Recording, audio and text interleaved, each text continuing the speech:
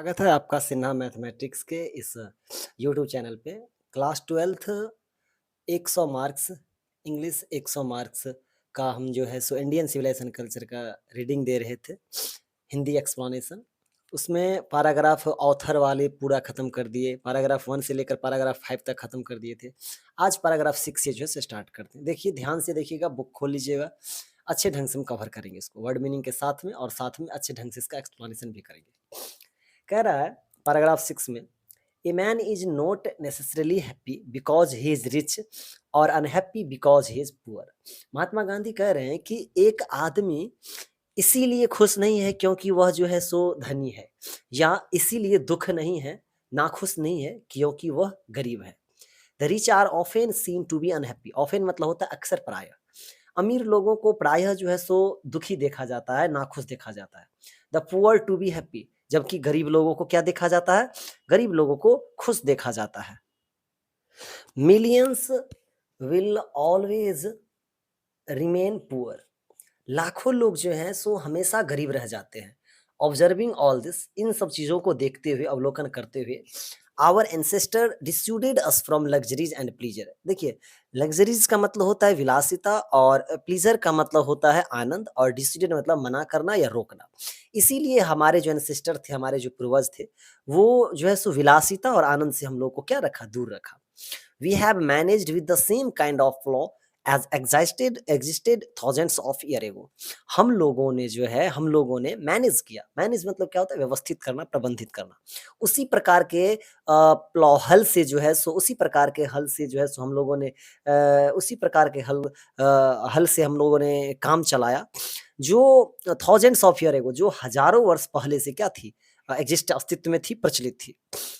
We have retain the same kind of cottage, और हम लोग रिटेन, रिटेन मतलब होता है बनाए रखना, और कॉटेज का मतलब होता है झोपड़ी। हम लोग जो है उसी प्रकार के झोपड़ी से काम चलाए, झोपड़ी को बनाए रखे या रहते हैं। That we had in former time, जो पहले समय में, पूर्वज समय में जो पहले जो थे जैसी थी, आज हम उसी प्रकार के झोपड़ी में रह रहे हैं। ये उस टाइम लागू होता है जब महात्मा गांधी ये ऐसे निबंध लिख रहे थे।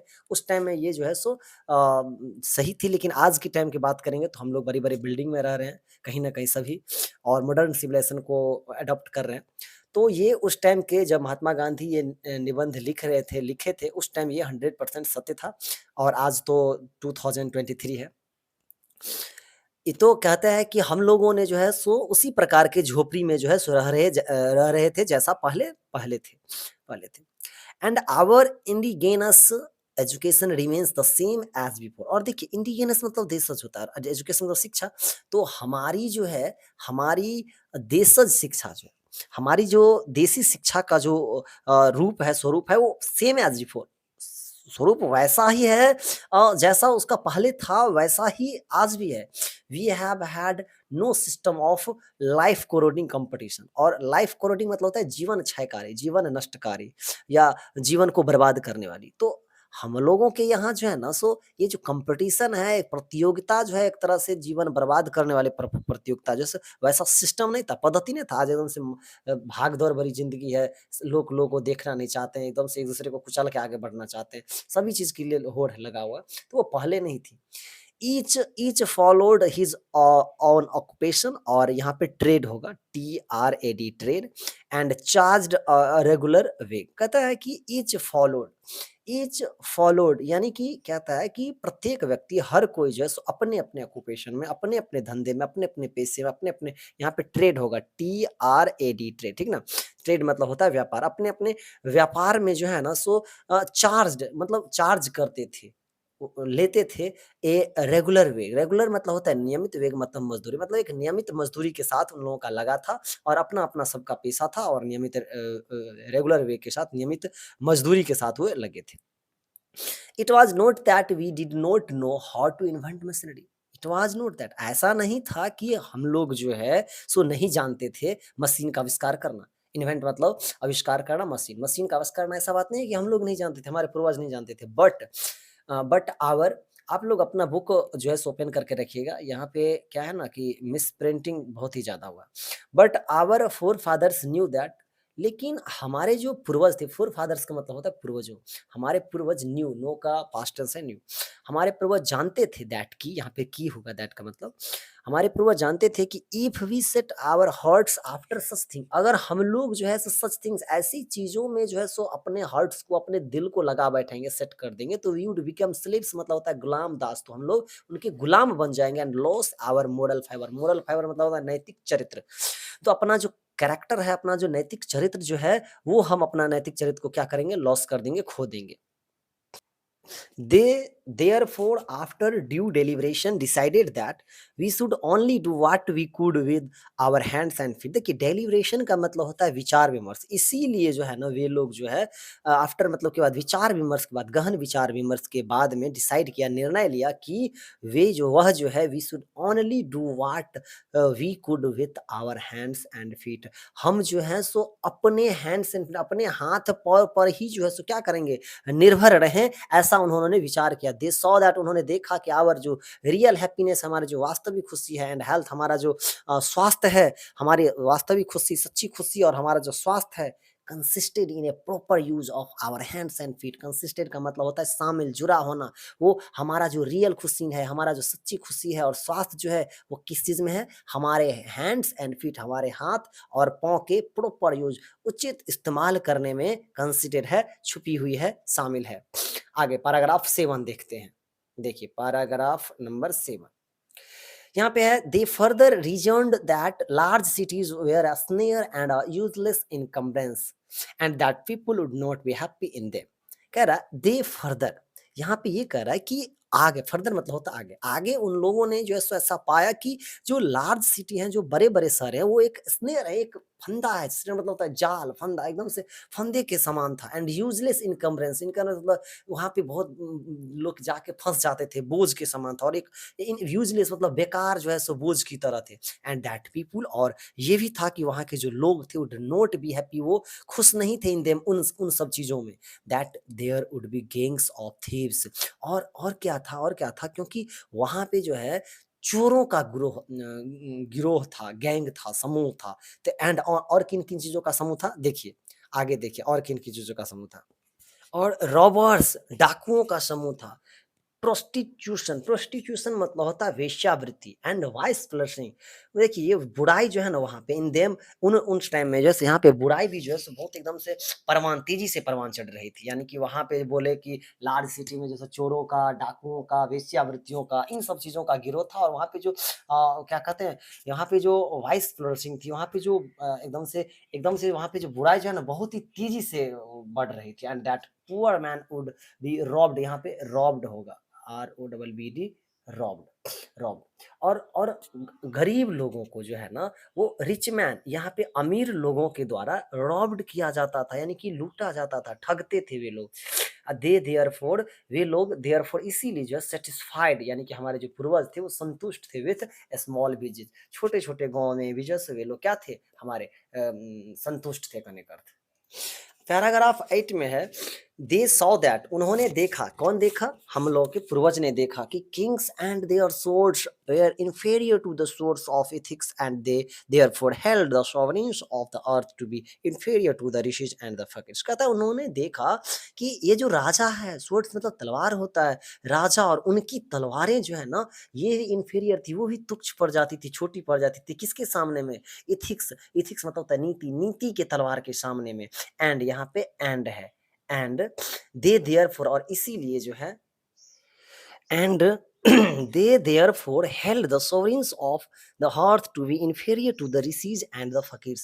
और इसीलिए जो है sovereigns का मतलब क्या होता है पता है? sovereigns का मतलब होता है आपको प्रभु, सम्राट या शासक। इसीलिए उनका जो है ऐसा मानना था कि इस जो ये जो धरती है ना, अर्थ जो है ना, इस धरती की जो बादशाहत है ना, वो ऋषि और फ़कीर, ऋषि मुनि और फ़कीरों के जो सामने में जो है ना, ये कुछ भी नहीं है, उनका मानना था। A nation with a constitution like this, और एक राष्ट्र जिसका संविधान ऐसा है, is fitter to teach others than to learn from others. ऐसा है जिसका संविधान, हम हमारी सत्ता के बारे में बात कर रहा है, is fitter, is fitter to teach others than to learn others. उसे जो है सो किसी दूसरे से सीखने की ज़रूरत नहीं है। दूसरे से सीखने की फीटर मतलब क्या होता है? उपयुक्त होता है, सक्षम। इतना सक्षम है तो उसे दूसरों से सीखने की ज़रूरत नहीं, बल्कि उसे than to learn from others, उसे दूसरों से सीखने की ज़रूरत नहीं, बल्कि दूसरों को उसको सिखाने की ज़रूरत है। यहाँ पे जो हो जाएगा, is fitter to teach others than to learn from others. उल्टा पढ़ेंगे, दूसरों से सीखने की ज़रूरत नहीं है, बल्कि दूसरों को सिखाने की ज़रूरत है, ऐसा हमारा संविधान है। This nation had courts. ऐसा बात नहीं है कि इस राष्ट्र में कोर्ट नहीं था, इस राष्ट्र में कोर्ट था, लॉयर्स वकील भी थे, डॉक्टर्स भी थे, but they well all with in bonds. With in मतलब तक के अंदर है, बॉन्ड्स मतलब सीमा बंधन, वे सभी एक सीमा में थे, बंधन में थे। एवरीबॉडी न्यू दैट, प्रत्येक व्यक्ति जानते थे कि these professions were not particularly superior, कि उनका जो पेशा था पार्टिकुलरली मतलब खास करके जो है, सब अपने अपने जगह पर सुपीरियर थे, सब अपने अपने जगह पर जो है सो क्या करते, उनका पेशा एक दूसरे से उत्कृष्ट नहीं थे, मतलब सब अपनी-अपनी जगह पे ख़ास थे। यानी कि सब व्यक्ति को पता था कि उनका पेशा क्या है, परंतु कोई भी व्यक्ति जो है सो एक-दूसरे को अपने से सुपर नहीं मानते थे, अपने से दूसरे को सुपर नहीं था। मोरेओवर हालाँकि यानी कि इसके अतिरिक्त यहाँ पे जो है ना, यहाँ पे दीज होगा, बहुत ज़्यादा मिस्टेक है, टीएच मिसप्रिंट है, THESE दीज। दीज वकील्स एंड वाइद, यहाँ के जो वकील और वाइद थे, डिड नॉट रॉब, वो रॉब मतलब लूटते नहीं थे पीपल लोगों को, दे वर कंसीडर्ड पीपुल्स डिपेंडेंट। वे जो है सो लोगों पर निर्भर थे, ऐसा माना जाता था। आजकल तो मतलब लोग उन पर निर्भर रहते हैं, डॉक्टर पे, वकील पे, वैद्य पे, लेकिन पहले ऐसा नहीं था कि वो लोग ही लोगों पे निर्भर थे। यानी कि क्या थे कि उन्हें लोगों का सेवक माना जाता था। और उसके बाद जो है सो यहाँ पे नोट होगा, NOT, note, note their master, न कि उनके क्या थे, मालिक थे, स्वामी थे। ओके। और जस्टिस वाज टॉलरेबली फेयर। टॉलरेबली का मतलब होता है एकदम से, फेयर मतलब होता है यहाँ पे हो जाएगा एकदम से ठीक ठाक से, संतोषजनक जो है एकदम से था, न्याय जो है ना ठीक ठाक हद तक जो है संतोषजनक था। The ordinary rule was to avoid court. देखिए साधारणतः जो है, ऑर्डिनरी साधारणतः जो है सो लोग जो है सो कोर्ट से अवॉइड मतलब दूर ही रहते थे एकदम से। देन यहाँ पे क्या हो जाएगा, यहाँ पे मिस्टेक है, यहाँ पे देयर होगा, ठीक है ना। There were no touts to lure people into them. Touts का मतलब होता है दलाल, और ल्यूर, ल्यूर का मतलब क्या होता है, तो यहाँ पे इसका मतलब होता है फुसलाहट, फुसलाहट या लालच करना। तो देयर वेयर नो टॉट्स, वहाँ पे कोई दलाल, दलाल नहीं था, कोई लालच देने वाला नहीं था, लोगों को झांसा देने वाला लोगों का नहीं था। दिस एविल, एविल मतलब होता है बुराई, यह बुराई, टू मतलब भी हो जाएगा, यह बुराई भी जो है ना, एक वाज नोटिसेबली ओनली इन एंड, यहाँ पे एंड होगा अराउंड कैपिटल्स। यह बुराई भी जो देखा गया ना, नोटिस किया गया ना, वो केवल और केवल कहाँ पे, वो बड़े-बड़े पूंजी जगहों पे, बड़े-बड़े राजधानी के इर्द-गिर्द में ही जो है सो ऐसी बुराई भी देखी गई। जो ये दलालें, ये जो न्याय-व्याय, ये जितनी भी चीज़ें थी ना, ये अगर देखी भी गई थोड़ी-मोड़ी, तो वो बड़े-बड़े राजधानियों के इर्द-गिर्द में ही नोटिस की गई। The common people lived independently and followed their agriculture occupation। Agriculture occupation का मतलब, एग्रीकल्चरल मतलब होता है आपको कृषि, और ऑक्यूपेशन मतलब पेशा। तो कृषि व्यवसाय, वे लोग जो है साधारण लोग जो है सो रहते थे इंडिपेंडेंटली और एकदम से स्वतंत्र रूप से रहते थे, और फॉलो करते थे एग्रीकल्चर ऑक्यूपेशन को, यानी कि कृषि व्यवसाय को जो है सो एकदम से कृषि व्यवसाय में लगे रहते थे, और उनका जो है सो फॉलो करते थे।